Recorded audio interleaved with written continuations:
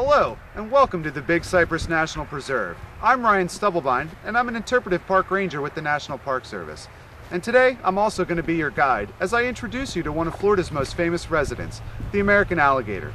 There are 23 species of crocodilians spread out around the world, but only two types of alligator: the rare and elusive Chinese alligator, and of course the American alligator.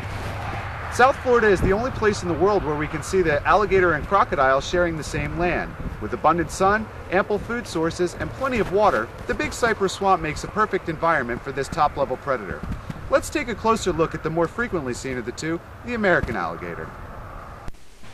The American alligator is a curious and ancient resident of the Big Cypress Swamp. Dawning with the dinosaurs, it has remained largely unchanged in the last 100 million years of evolutionary history, and it sits unchallenged as the apex predator of this wet and murky environment. They are powerful creatures, as is evident of their large jaws, which can pack up to 1,700 pounds of bite force pressure, and by their equally commanding tails. When the first Spanish settlers came to Florida and laid eyes on this powerful beast, they bestowed it with the name El Lagarto, or simply the lizard.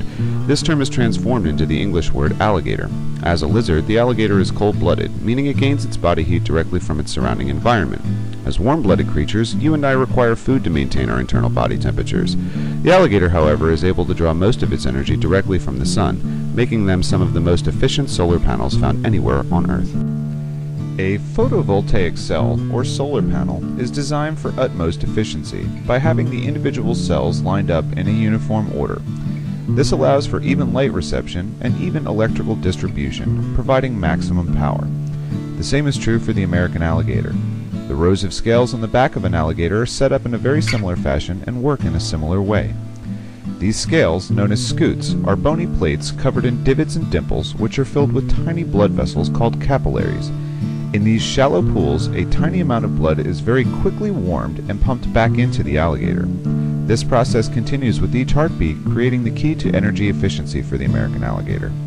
Although the American alligator is able to draw the vast majority of their energy directly from the sun, they are known to be able to spend that energy very quickly from time to time.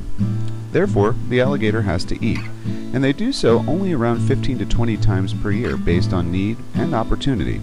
Some of the favorite foods for the alligator include birds like the great egret, the glossy ibis, the great blue heron, or even turtles, and sometimes even white-tailed deer.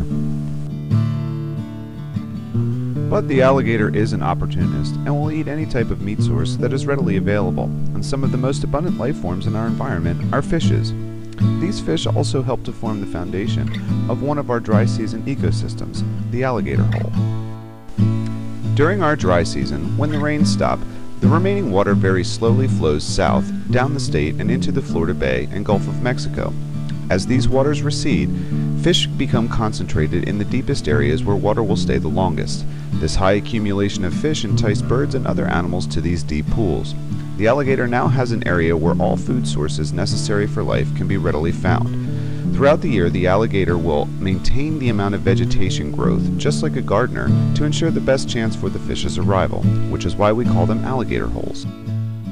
These lizards are strong and adept to living life in the swamp, but that doesn't mean we cannot enjoy this beautiful environment with them. We just need to remember a few things while having fun in the swamp. First off, alligators are intimidated by height. So when we walk through the swamp, we normally scare the alligators away. Even if we don't, they will most likely be content pretending to look like a log. When walking, carry a stick to help you find your footing. This helps you to keep your balance. And always remember to give these magnificent animals the respect that they deserve. Hope to see you in the swamp soon.